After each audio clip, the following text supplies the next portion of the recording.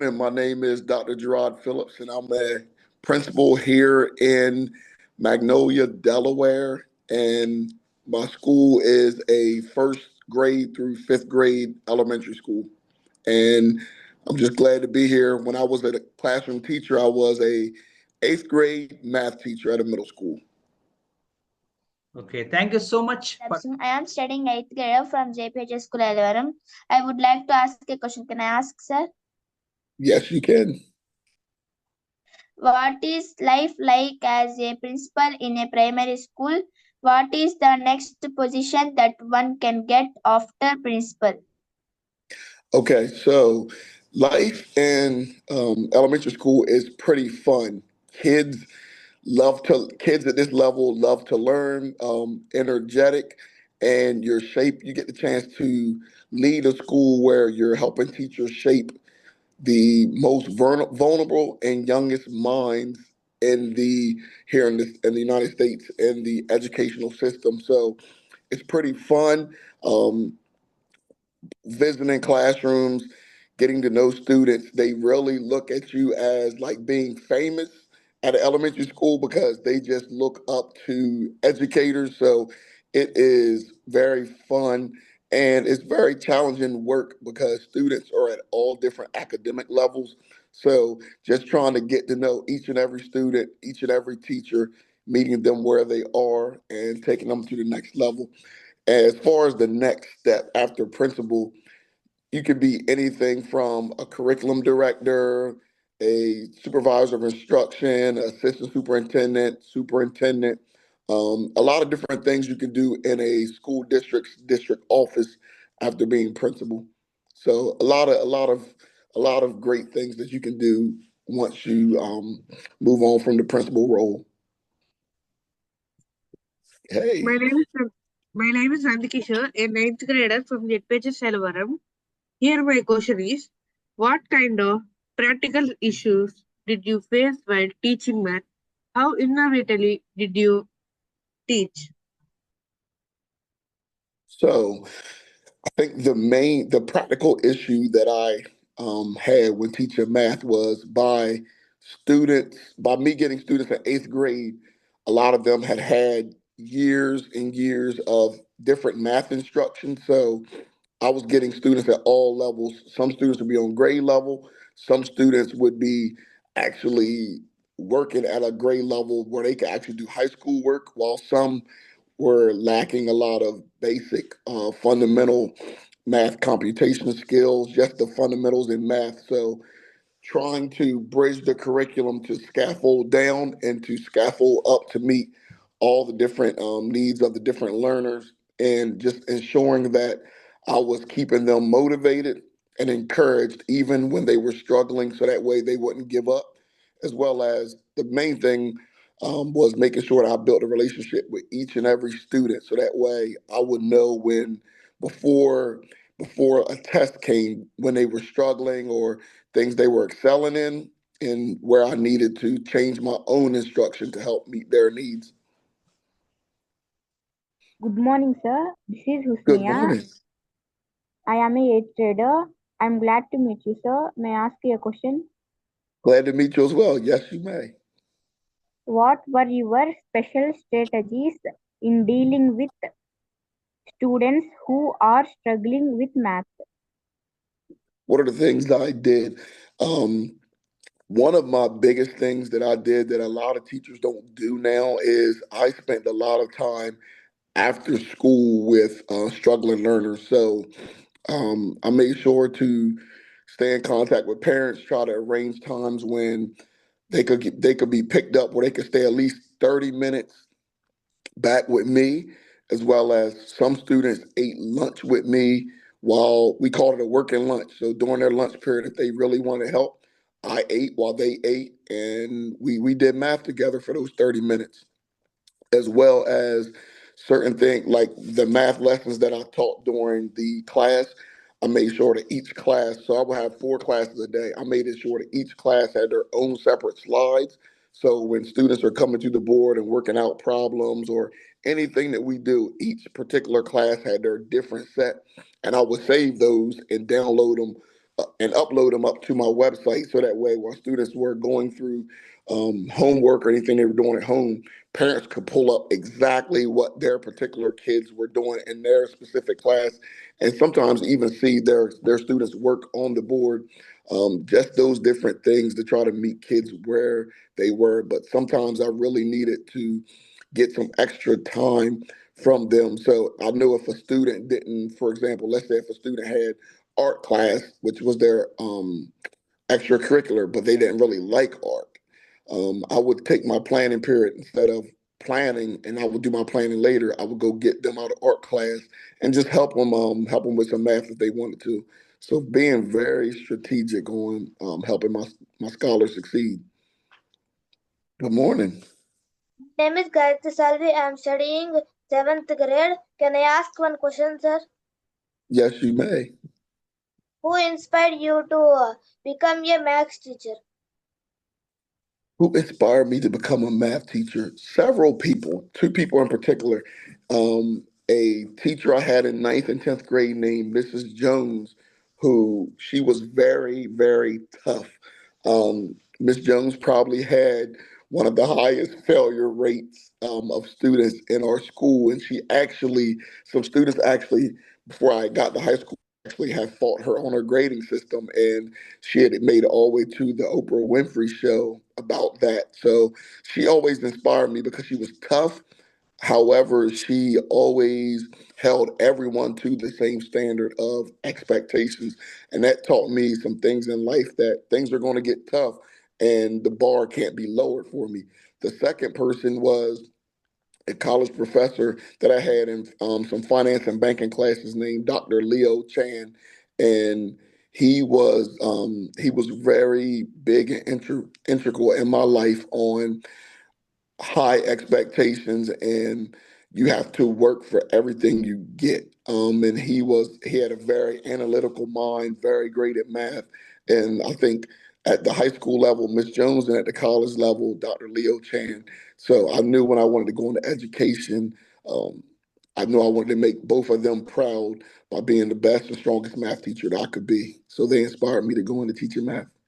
How is the promotion system in your country in Indian context? If you are a primary school teacher, if you have a qualification, you can be promoted from a primary school teacher to the secondary school teacher, and from secondary school teacher to probably he can become a head teacher, like a principal. So the principal or head teacher is the only promotion that he can get in his service itself. But how is the system in USA? The system in the U.S. it's very strange. I think it depends on where you are in the country or where you are in your state.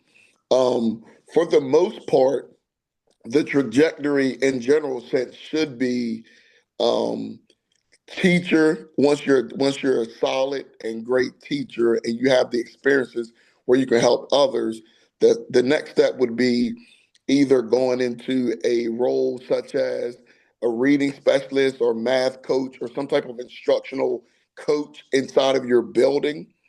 Then after that would be what's called the assistant principal. So the person that deals with all the things that will bog the principal down, such as discipline and management of certain operations in the building. That would be the assistant principal role. So that's three levels. So you got teacher, some type of instructional leader, teacher leader, then an assistant principal, and then a principal. Um, and then after the principal role, that's when it gets a little strange in the United States, because I know people that have went straight from being a principal to a superintendent, which is over top of a whole district. And I know some that have went from principal to certain district office supervisory roles and went through a whole bunch of different levels before getting to the superintendent. But I like your model in India, because it shows that before you get to the head teacher or principal role, you've you've taught at different levels Here in the United States, you can be an elementary teacher and only taught the younger kids, and then within 5 years find yourself leading a high school of kids that are ages 14 to 18. So United States, it's very, depending on where you are, you can see some very weird stuff happen. Yes. I, Yes. I yeah. One more question I would like to ask you. In the Indian scenario, if you are a head teacher, uh, you are under a lot of pressure from the government officials, because you never know that there could be a message that indicate that shows that you have to send the information within 1 or 2 hours time. So there are constant messages, actually they are coming to the head teachers WhatsApp, and to send the information within stipulated time. So that's why most Mhm. of the head teachers are under the immense pressure here, and so some of the teachers even vulnerable to the some health issues because of they are crumbling under this pressure from the officials, and they are not able to concentrate the academics because of the non-academic pressure is there. Non-academic pressure in a sense that they have to send the reports about the teachers and the school students and the girls and boys, and the different kinds of information which is for me is unnecessary, but for them it is necessary. So that's why the most of the head teachers are not able to concentrate, are not able to monitor the students' performance, and not able to monitor the students' behavior in the classroom. And because they are always in the mood of sending the information that is required for the government. That is something that I don't see the healthy for the school, for the school administration, and for the students' point of view, for the teachers' point of view. How about there in USA? Here in the United States, most of our pressures and demands come from, well, at the principal level, it comes from kind of what you said, trying to make sure that the students are behaving and learning. But in the United States, it's like they're real big on test scores. So, like in my state, the last set of test scores that came out weren't the greatest.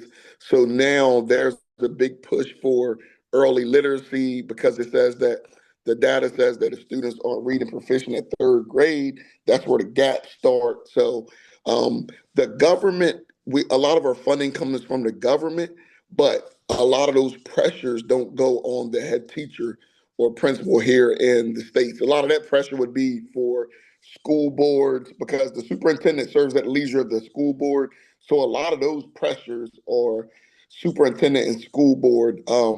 And the superintendent and school board make sure that the head teacher or the principal gets the information they need, but they really pride themselves on trying to let the head teacher run their school, which is pretty good. Yeah. So once you used to teach mathematics, now you have occupied a very respectable position as a principal. Mm. So which is your favorite, as a mathematics teacher or the principal? Um, ooh, that's a tough one. That's a tough one. I I love being a teacher. I would say the principal role. The only reason because I have a chance to ensure that more students are being touched. Like, for example, when I was a teacher, between the four classes, I know that I had at least 100 students within my realm of influence where I could affect their education. Now I have about 517, as well as their teachers. So I'm very big on trying to make sure that I hire differently and make sure that I get teachers in my school that are thinking like I did as a teacher. So the fact of trying to duplicate that on a higher level, I just love the principal role for that. We got to have the best in front of our kids, and that's not saying that we can't coach teachers up, but in today's time, we can't take 5, 6, 7 years coaching the same person up, because that's 5, 6, 7 cohorts of kids that are losing out. So we gotta get people that's right to hit the ground running, that's willing to be the best. Yeah. So this is my last question. In Okay. India, public schools actually, if you look at the enrollment ratio in public schools, is slowly depleting because of the popularity of private schools. In private schools, I think the enrollment ratio is rapidly increasing, whereas the enrollment ratio in the public schools is depleting and dipping every passing year. Probably there are many issues, as I have already discussed with you, that the government initiatives to send the extra information and from the head teacher. Head teacher put the same pressure on the teachers. So teachers, Mhm. in fact, instead of giving the quality education to the students, they are concentrating. They are focusing mainly on the information that the head teacher requires. So this is how the system is actually is struggling here. But the point is, some of us actually during the our holiday period, we visit the students' homes and to educate them and to get their students enrolled in the school for the fresh academic year. In spite of our efforts to visit their homes, to invite them and to request them to get their students to get their children enrolled in the school, but very lukewarm response is coming from the parents and thinking that yes, you are working in a public school, but we are not getting the enough result that we are expecting from you, and that's why we are sending our children to the private schools. Uh, Wow. yes, but even though we are fully qualified and we have great abilities in our schools, but due to this administrative uh, policies, we are not able to work as per our full potentiality. Uh, in fact, if compared to the private sector and public sector, very strong actually in terms of the potentiality of the teachers. But because of the policies, teachers are not able to fire their cylinders as per their abilities. So, how is the system in your country when it comes to the enrollment? When it comes to enrollment, Yes. so I want to say, like, I can speak. We got certain pockets of our state and of the country that are real big on private schools, but the public school system is still very pretty strong. Um, and I think the reason is that a lot of our students that may have grew up, started a family, and they went through private school, a lot of them felt as though they were sheltered because they were only around a certain type of kid. And a lot of them don't want that for their student because it's not real world. If you have, like, let's say around here, let's say you have 15 elementary schools in a, let's say, a 15-20 mile radius. If the best 25 of each of those students end up going to a private school, the private school is basically getting the same type of kids. Like, there's no diversity of thought, diversity with the parents. So the private schools here, they got to compete, but with the change in government that's going to happen here, I don't know what's going to happen with the Department of Ed, what their push is going to be. But I can say this: the prior school that I led before I came here, I had a significant Indian student population. That part of Delaware, a lot of people were coming here from India, to work in either the medical field or they were commuting to Washington D.C. since it was close.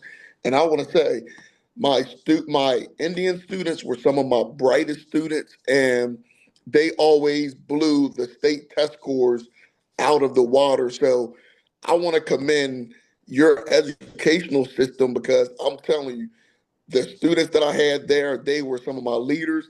They taught me about the Indian culture. They taught me about Diwali. Even the parents taught me about family, because when someone in India would get sick, the whole family would leave Delaware and go be there for a month. And while they were there, their child would Zoom in or do virtual work. So I think the Indian government, I think with the things that you guys have going on, if they would visit the states and take some data on how the students from India are doing here in public schools, I think they would realize you guys are actually doing a phenomenal job, and they could let off a little bit, because you got. I'm telling you, like my students from India were rocking it, and my parents from India were rocking it. I'll never forget a parent. That student was going into third grade, and the parents, my Indian families, they didn't like his academic performance, so they pressured me for about a whole month to move him back to the prior grade, because they didn't just want to push him along, and that's not American culture. So that really stuck in my mind. So I you guys are doing great work in India when it comes to public education. I'm a witness. I'm a recipient of it. Yeah, I do agree with you with every comment that you made on the Indian students. In fact, Indian students are basically hardworking and very dedicated. That's why Indians are everywhere. The kind of family system we have, the kind of upbringing we have, in fact, motivates the children to work hard, because the India has already emerged the highest populated country in the world. So in order to get a job or to seed or any placement, we have to compete with thousands of students. So if you don't work hard, maybe you will lose your position. That's how the family, parents, in fact, they insist their children to perform well, to work hard. That's how the hardworking nature comes from the family system itself. Yes, like I love it. Those first through fifth graders taught me so much about Indian culture, and like I learned so much. So when you reached out to him, I'm like, this is a way to pay it forward, because the Indian families at my last school, they really supported my work, and they really helped me as a leader.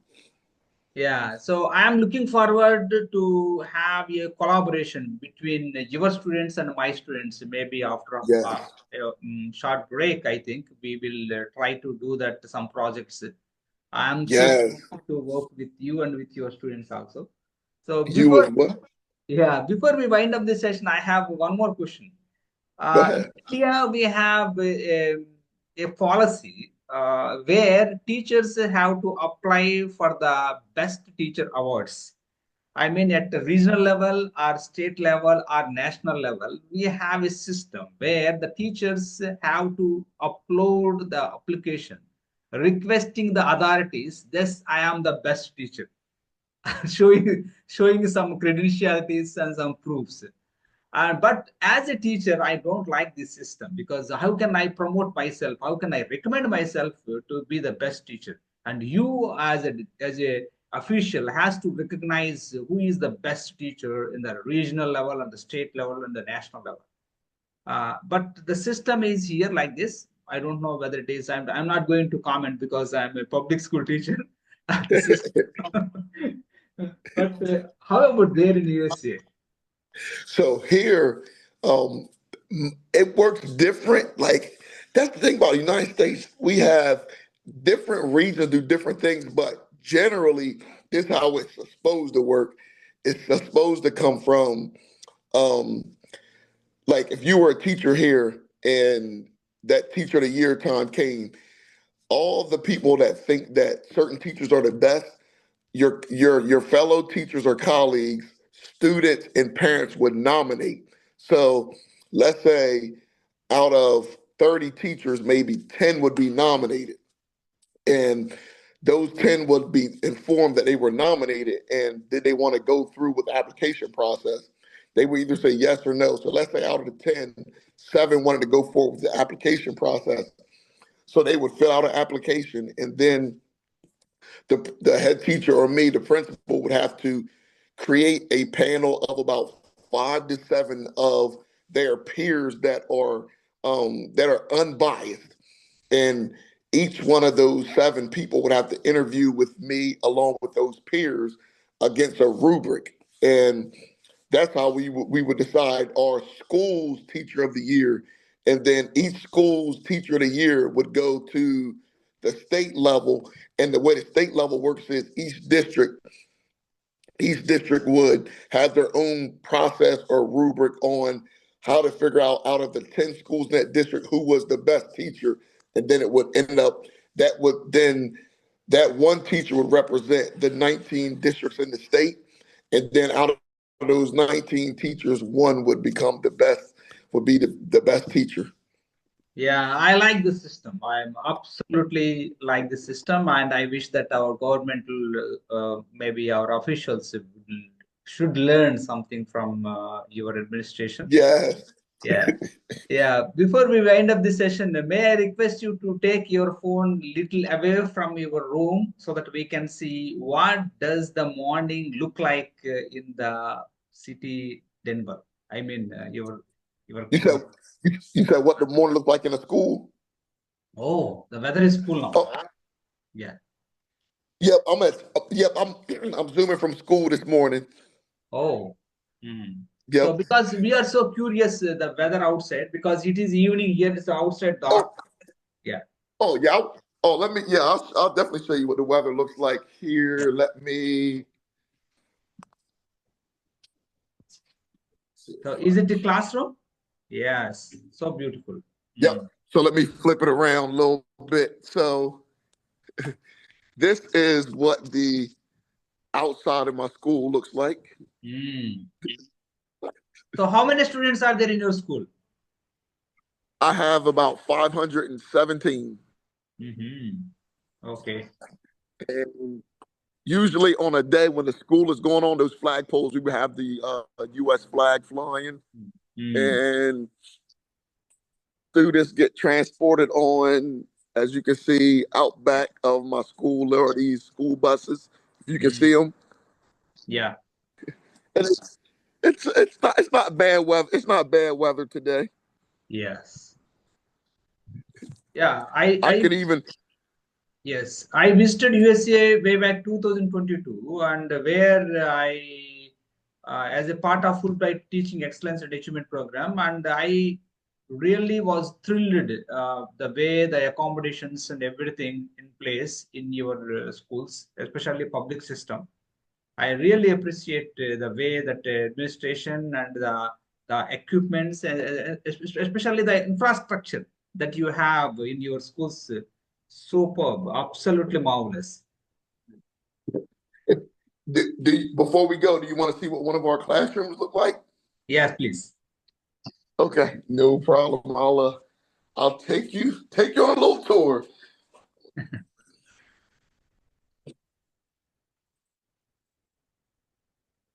So this is the front lobby of the school, and I will show you I think the closest classroom to where I was zooming from is probably second grade. So I'll show you what.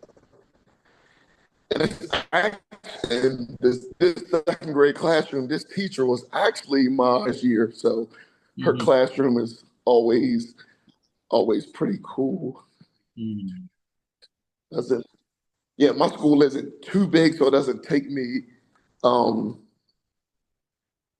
too long to get from different points. But so this is what a second grade classroom will look like. Sometimes they do carpet time right here, smart boards, just some of the different things around the classroom, bathroom inside the classroom. It's one of our newer buildings. This was built about 4 years ago. Yeah, sorry to interrupt you. How many students actually does this classroom accommodate? So this classroom right here has 20 students. 20 students. Okay. Hmm. How many do you guys usually have in about second grade? It depends on the classes. Sometimes 40, 50, something around, even 60 also. What, in one classroom? Yeah. Wow. Our our teachers will be pulling their hair out. Yeah, he has to manage the entire class. Yes. Yeah, Wow. your class is very cozy and amazing to look at. And thank you so much for giving us a virtual tour of your classroom. And before we wind up this session, may I request you to give a message to my students? Yeah. Students, here's my message from Dr. Phillips to you on today. Continue to be your best and continue to represent your country in the great way that you do. Um, I have taught a lot of I have led a lot of students from India, and they have been a great representation of the hard work that you guys do. And even the way you asked questions, you were so respectful. Just the way you carry and conduct yourselves. You guys are leaders and continue to do the great things that you're doing. And I look forward to connecting my students with your students. And Jorge, I can't thank you enough for this opportunity. Thank you so much for your time and